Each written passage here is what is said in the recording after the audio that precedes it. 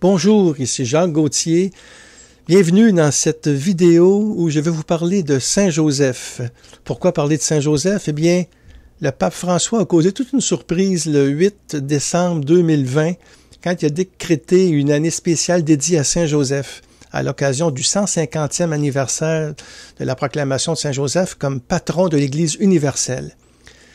Et cette année dédiée à Saint Joseph, eh bien, va se terminer le 8 décembre 2021. Alors, je trouvais ça vraiment à propos de vous parler de cette lettre apostolique du pape François qui s'intitule Patris Cordé. C'est une lettre qui est écrite justement pour cette année dédiée à Saint Joseph. Patris Cordé, ça veut dire avec un cœur de père. C'est un document du pape qui est pas tellement long, hein, c'est une vingtaine de pages, mais c'est très, très dense et c'est un beau résumé justement de la place de Saint Joseph dans l'Église, des fondements bibliques, spirituels. Et on sait que le pape François a une grande dévotion à Saint Joseph, un petit peu comme le pape Jean XXIII avait aussi, et aussi le pape Jean-Paul II, Benoît XVI, bien sûr. Saint Joseph, il fait partie de nous, c'est le patron de l'Église universelle, c'est le protecteur de la Sainte Famille, le gardien du Rédempteur. Et c'est important, je pense, de prendre un temps pour justement entrer dans son mystère, dans le mystère de Joseph. Lui qui n'a pas dit un mot dans l'Évangile, hein, il n'y a aucun mot de lui. Il y a quelques années, j'avais écrit un livre justement sur Saint Joseph. Alors, je vais me servir de ça un peu, mais surtout, je vais vous parler de la lettre du pape François parce que c'est un peu le propos de cet entretien. Alors, c'est un livre justement que j'avais écrit, Saint Joseph, homme de foi, qui est toujours disponible dans les librairies. Et j'aime beaucoup la page couverture. C'est une peinture de Brady Barthes où on voit toute la tendresse ici d'un Joseph assez jeune, comme on le présente maintenant aujourd'hui, avec Marie et puis Jésus. Alors, ça tombe très bien durant le temps de l'Avent, durant le temps de Noël, où Joseph est très présent, comme Marie d'ailleurs, parce qu'on peut dire que le mois de décembre, c'est un peu aussi le mois de Marie et aussi le mois de Joseph. Je vais vous présenter tout au long de cet entretien aussi quelques images que j'ai de Joseph. Je peux commencer maintenant aussi par une statue. Mon épouse m'a passé pour cet entretien. Elle aime beaucoup Saint Joseph et moi aussi d'ailleurs. Et c'est une très très belle représentation de Joseph. Alors, Jésus qui lui caresse la barbe. C'est un cœur de père, Joseph. C'est le thème central de la lettre du pape François. Et on voit ce Joseph-là affectueux, tendre, et qui protège Jésus, qui le porte dans ses bras. Alors, c'est une statue, comme il y en a plein d'autres sur Joseph aussi. Je vais vous en présenter quelques-unes aussi, d'autres, des peintures, des icônes. Mais c'est quand même intéressant de voir, il nous a pris par surprise, le pape quand même, parce qu'on ne s'attendait pas à ça, que l'année 2021 serait dédiée à Saint Joseph. Il a écrit justement sa lettre apostolique durant la pandémie du COVID-19. Alors, ça a vraiment une connotation spéciale où Joseph, en fin de compte, est l'homme qui passe inaperçu.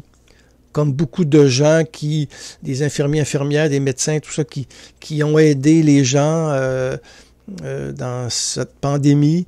Et le pape François qui écrit justement que Joseph est l'homme qui passe inaperçu, mais si proche de la condition humaine de chacun d'entre nous.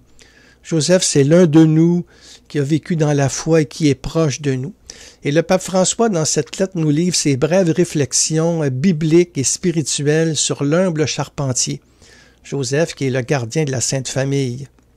On en voit d'ailleurs plusieurs photos de la Sainte Famille, comme je vous ai montré tout à l'heure. Ça n'est une belle, sans qu'on voit la Sainte Famille ici, Jésus, Marie, Joseph. Et Joseph, en fin de compte, c'est une vie donnée, hein. Et le pape François va surtout méditer dans son texte la parole de l'ange à Joseph. « Lève-toi, prends avec toi l'enfant et sa mère. » Et le pape nous dit l'objectif de sa lettre dès le début, et c'est très clair, hein? Il écrit, le pape François, « Le but de cette lettre apostolique envers ce grand saint, eh bien, c'est de faire grandir l'amour, justement, envers ce grand saint. pour être poussé à implorer son intercession et pour imiter ses vertus et son élan. écrit le pape François. Donc, on peut dire ici qu'il y a un but, en fin de compte. Il y a 3 buts dans cette lettre-là. D'abord, c'est faire grandir l'amour envers ce grand saint, mieux le connaître, mieux l'aimer. Implorer son intercession, parce qu'on oublie aussi peut-être que les saints sont là pour intercéder pour nous. Et Saint Joseph intercède pour nous. C'est le patron de la bonne mort aussi, donc il peut nous aider en fin de vie, dans les épreuves. Alors, on peut le prier. Et aussi, 3e point, le pape François développe, c'est pour imiter ses vertus et son élan de foi. Comme je vous disais, le document, il est assez court, alors ça se lit peut-être en une demi-heure, 1 heure, ça dépend, mais c'est un beau texte à méditer pour nous faire entrer dans cette vie de Joseph simple. Et d'ailleurs, le pape François commence ainsi sa lettre apostolique, « Avec un cœur de père ». C'est ainsi que Joseph a aimé Jésus, qui est appelé dans les 4 évangiles le fils de Joseph. Alors, c'est comme ça que le pape François, c'est pour ça, c'est Patris Cordé, parce que c'est les premiers mots de la lettre « avec un cœur de père ». C'est toujours comme ça, dans les titres des documents du pape, c'est toujours les premiers mots quand ça commence le document. Avec un cœur de père. C'est ainsi que Joseph a aimé Jésus, avec un cœur de père. Et dans les 4 évangiles, justement, on présente Jésus comme le fils de Joseph. Alors bien sûr, nous n'avons aucun mot de lui dans le Nouveau Testament, je vous le disais tout à l'heure, mais le rôle de Joseph n'est pas moins grand dans l'histoire du salut. Alors il est évoqué quand même brièvement chez Luc et Matthieu. Surtout Matthieu aussi. Matthieu, on peut dire, c'est l'évangile au début de Joseph, alors que Luc va beaucoup plus mettre l'accent sur Marie. Mais on voit Joseph très présent dans la naissance de Jésus à Bethléem, dans la visite des rois mages, la fuite en Égypte, la présentation au temple, la vie à Nazareth. Et on peut dire que les nombreux oui de Joseph, souvent à la visite de l'ange ou dans un songe, eh bien, s'ajoutent au grand fiat de Marie, qu'il me soit fait selon ta parole. Alors, toutes nos annonciations, nos visitations, nos naissances, découlent de ces grands mystères joyeux que Marie et Joseph ont vécu avec leur fils bien-aimé. Ces grands mystères joyeux. L'annonciation, la visitation, la nativité, la présentation de Jésus au temple. Et c'est pour ça qu'on a des belles représentations de la Sainte Famille. J'ai ici une petite crèche que nous avons à la maison. C'est tout simple, mais ça vous donne une idée. C'est bon de montrer quand même aussi un petit visuel. Alors, on voit Joseph, Marie, Joseph, le bâton qui tient la lampe, et Marie, et puis l'enfant Jésus tout en bas. Alors, ça donne c'est une représentation, en fin de compte, de la Sainte Famille. Et puis, il y a aussi, par exemple, il y a beaucoup de cartes de Noël ici. Il y a un jeune ici québécois, Gabriel Provost, c'est un graphiste, et il a fait cette carte-là. Alors, on voit ici, c'est une carte de Noël, Joseph qui est tourné vers Marie, toujours avec le bâton, le gardien, et puis Marie, Joseph et Jésus, et puis l'âne. Alors, c'est une représentation de la nativité, comme il y en a plein d'autres. Je vous en montrerai d'autres tout à l'heure aussi. Ce qu'il faut retenir de Joseph, dans le fond, c'est comme Marie, il est l'humble serviteur du Seigneur qui se conforme en tout à la parole de Dieu. Et sa fécondité vient de sa vie donnée, Joseph. C'est une vie donnée. Le pape en parle dans son texte. Et le désir qu'il a de plaire à Dieu dans les tâches quotidiennes. C'est vraiment l'homme du silence amoureux dans la prière. C'est un homme d'oraison, Joseph. Et Thérèse d'Avila va beaucoup en parler. Quand elle dit, si vous n'avez pas personne pour vous aider à vivre dans l'oraison ou à vous guider dans l'oraison, prenez Saint Joseph.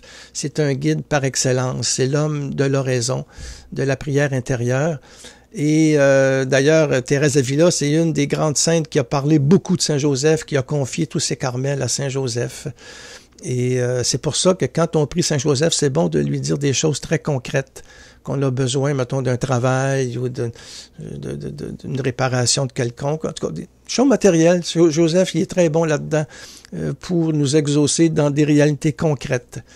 mais c'est l'homme du silence amoureux dans la prière. Puis, je dirais, c'est l'homme aussi le témoin des lentes germinations intérieures. Il écoute la parole comme Marie. Et c'est aussi l'artisan du travail bien fait, Joseph. C'est un charpentier, c'est un homme très simple et qui, justement, avait ce travail pour nourrir sa famille. Donc, ce fils d'Abraham, qui est de la descendance de David, eh bien, va faire des actes de foi sans tout comprendre. Et son obéissance, elle est active et engagée. Eh bien, c'est une réponse, son obéissance, aux différents appels de Dieu dans sa vie, nous explique le pape. C'est comme ça que, dans son texte, le pape François écrit « Joseph nous enseigne ainsi qu'avoir foi en Dieu comprend également le fait de croire qu'il peut agir à travers nos peurs, nos fragilités, notre faiblesse. Et il nous enseigne que dans les tempêtes de la vie, nous ne devons pas craindre de laisser à Dieu le gouvernail de notre bateau. » Fin de la citation. Alors ici, le pape François se réfère à la fuite en Égypte, où Joseph a quand même donné sa vie pour sa famille. Il a fui Hérode, qui voulait faire périr Jésus, et c'est à travers, justement, il a eu peur, il a eu quand même, c'est pas évident, là, et dans ces tempêtes-là, eh bien, Joseph nous montre que c'est important de ne pas craindre de laisser à Dieu le gouvernail de notre bateau, en fin de compte, de lui faire confiance. Joseph, c'est celui vraiment qui prend soin de Marie et de Jésus. Il veille sur eux, il les assiste dans tous leurs besoins, il s'affaire aux tâches quotidiennes dans son atelier de charpentier, très concrètement. Alors c'est sûr, j'en parle beaucoup plus dans le livre ici parce que je ne peux pas tout vous dire, je veux plus m'en tenir à la lettre du pape. Mais Joseph, c'est une vie concrète avec Marie, qui est dans son atelier, lui, qui chante les psaumes comme les Juifs de son temps, participe au Shabbat et aux fêtes, conduit Jésus à la synagogue. On peut aussi imaginer comment il jubilait dans son cœur quand Jésus l'appelait Abba, ça veut dire Papa chéri. C'est comme ça que Jésus appelait son père Abba, Papa chéri. Alors il sait au fond de son silence à lui, Joseph, que son fils doit être au service d'un autre Abba. Mais c'est intéressant quand même de prendre conscience qu'avant Jésus dise Abba à son père, il le dit à son père terrestre, son père adoptif, en fin de compte, Joseph, l'époux de Marie, se sont beaucoup aimés. Et c'est dans ce concret-là de la vie, justement, que se tissent des liens, que Jésus va parler dans sa prédication. Jésus va parler de l'importance, justement, de l'amour, de la famille aussi, bien qu'il dépasse ça pour le royaume des cieux. Mais toutes les réalités terrestres, la vigne, les brebis, même s'asseoir pour bâtir une ville, il prend ça de l'exemple de son père Joseph. Par exemple, quand Jésus dit « Mon père travaille toujours », il dit ça à son père du ciel, eh bien, il fait référence à son père terrestre. Alors, en fin de compte, c'est important de bien comprendre que Jésus est quand même né dans une famille et que cet amour-là qu'il y avait entre Marie et son père, eh bien, a rejailli sur lui. J'ai une très, très belle icône aussi justement de cette rencontre des épousailles de Marie et Joseph. C'est très, très beau. C'est une icône qui est par une iconographe russe qui est dans la chapelle de la maison de prière de Troussure où je suis allé pour le Père Caffarel. J'ai écrit un livre sur le Père Caffarel sur l'oraison. Et le Père Caffarel avait aussi écrit un livre sur Joseph. « Prends chez toi Marie, ton épouse ». Et ça montre dans cette icône-là toute la tendresse de Joseph et de Marie. Et on voit même les deux maisons ici à côté, ça symbolise un peu l'Ancien Testament et le Nouveau Testament. Et l'élan d'amour, de tendresse entre les deux, c'est très bien représenté dans cette icône, justement, de l'amour qu'il y a entre Joseph et Marie. Une autre aussi représentation, Joseph, le charpentier. Il ne faut pas oublier Joseph, c'est l'homme du travail bien fait. Et c'est ça, on le voit souvent comme ça, c'est le patron des travailleurs. Et alors, c'est quelques images que nous avons comme ça. Tout au long de sa lettre apostolique, le pape François va décliner vraiment un thème central qui est cœur de père. Et il va décliner ça en 7 variations dans sa lettre qui nous font entrer dans le mystère de l'époux de Marie. D'abord, il parle en 7 points. Là, le cœur de père de Joseph, c'est père aimé, père dans la tendresse, père dans l'obéissance, père dans l'accueil, père au courage créatif, père travailleur, père dans l'ombre. Alors, le pape explique ça, c'est très court, dans quelques paragraphes. Et le pape nous fait prendre conscience, il écrit « On ne naît pas père, on le devient ». Et en ces temps où le rôle du père n'est pas toujours reconnu, eh bien, le pape François élargit la notion de la paternité au concept de responsabilité et de liberté. Et moi, ça me parle beaucoup comme père de famille, père de 4 enfants, grand-papa de 2 petites filles, que nous avons pas seulement nos enfants naissent, mais à les accompagner, mais à les laisser libres aussi, à favoriser le désir qu'ils ont de vivre en correspondance avec ce qu'ils ont au plus profond de leur cœur. Et c'est ce que le pape François écrit ici dans un extrait de la lettre. Il écrit, le pape, « Être père signifie introduire l'enfant à l'expérience de la vie, à la réalité. Ne pas le retenir, ne pas l'emprisonner, ne pas le posséder, mais le rendre capable de choix, de liberté, de départ. » C'est peut-être pourquoi il écrit, le pape, à côté du nom de père, la tradition a qualifié Joseph de très chaste. Ce n'est pas seulement une indication simplement affective, ici nous dit le pape François, mais c'est la synthèse d'une attitude qui exprime le contraire de la possession. Une personne qui est chaste, c'est quelqu'un qui rend les autres libres, qui ne les possède pas, qui ne les utilise pas. C'est ça la chasteté profondément. Il y a une dimension affective, bien sûr, mais il y a toute cette dimension où on laisse l'autre libre. Et ça, c'est très, très frappant quand dans les familles, en tout cas comme parents, aussi pour la mère, bien sûr, le père, nous n'avons pas à retenir nos enfants, à les emprisonner, à les posséder, mais à les rendre capables du désir, du désir qu'il fait vivre, le désir d'aimer, mais les laisser libres en fin de compte. Et c'est pour ça qu'un jour, ils nous quittent aussi. Ils ont à vivre leur propre vie aussi. Alors François nous rappelle en fin de compte vers la fin de sa lettre que Saint Joseph et tous les saints intercèdent pour nous devant Dieu. Il nous aide à vivre l'Évangile au quotidien, Joseph, à garder vivante l'espérance au Christ. Ils sont pour nous des exemples où la sainteté devient possible, car elle est avant tout une question d'accueil et d'amour. J'ai toute une retraite sur la sainteté d'ailleurs dans ma chaîne YouTube que vous pouvez suivre suite à un livre que j'avais écrit « Devenir saint » aux éditions de l'Emmanuel. Alors, le pape François nous montre en fin de compte que la sainteté c'est une question d'amour et d'accueil et Joseph l'a vécu. Il écrit, le pape, « La vie spirituelle que Joseph nous montre n'est pas un chemin qui explique, mais un chemin qui accueille. » C'est seulement à partir de cet accueil, de cette réconciliation qu'on peut aussi entrevoir une histoire plus grande, un sens plus profond. Et le pape conclut sa lettre, « Il ne reste qu'à implorer de Saint Joseph la grâce des grâces, notre conversion. » Eh bien, moi, ça me fait penser au Saint Frère André. J'ai aussi écrit sur lui, le Frère André, quelques livres, mais les pensées du Frère André et puis le Frère André de l'Oratoire Saint-Joseph à Montréal. Eh bien, imaginez, avant de mourir, il avait demandé au Seigneur puis à son Père spirituel, il dit, j'ai une grâce à vous demander. Mais il dit quoi, Frère André? Eh bien, ma conversion. Juste au moment de mourir, le Frère André, qui est un saint dans l'Église reconnue officiellement, eh bien, demande la conversion. Et c'est ce que le pape nous invite à implorer à Saint Joseph, qui est la grâce des grâces, notre conversion. On a besoin de nous convertir profondément à Jésus.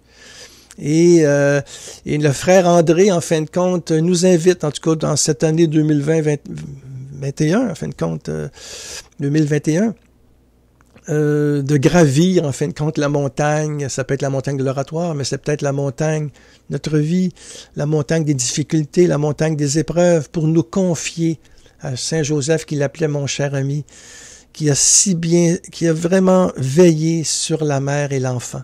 Et le frère André disait souvent, « Allez à Saint Joseph, priez-le, il ne vous laissera pas tomber en chemin. » Alors j'ai aussi une autre icône de Saint Joseph, peut-être la présentation au temple, parce qu'il y a deux colombes avec.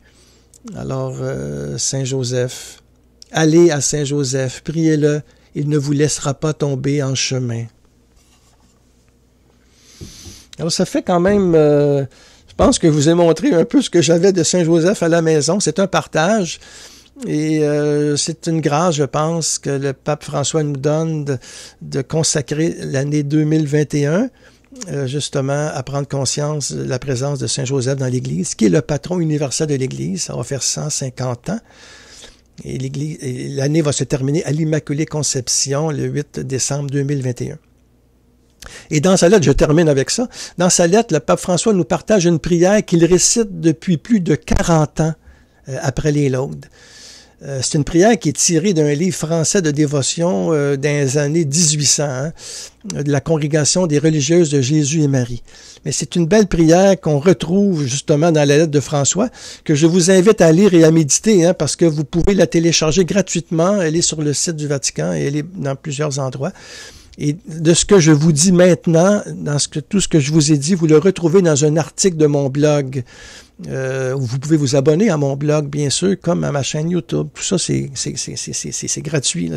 C'est un partage. Alors, mais vous retrouvez là-dedans les références et aussi le lien où vous pouvez lire la lettre du pape François, qui n'est pas très longue, mais qui nous donne qui nous, en fin de compte, brosse un portrait très réaliste et très beau de Saint Joseph. Et dans sa lettre, dans la note une note de sa lettre vers la fin, eh bien, il nous parle justement de cette prière qu'il récite depuis plus de 40 ans après les laudes. Et on termine avec cette prière-là, qui est très belle et que le pape François récite à tous les jours.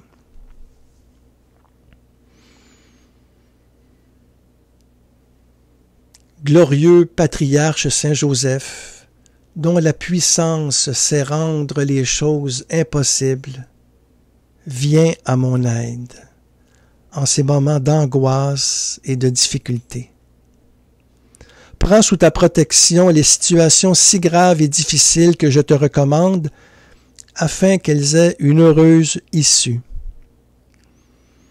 Mon bien-aimé Père, toute ma confiance est en toi. Qu'il ne soit pas dit que je t'ai invoqué en vain.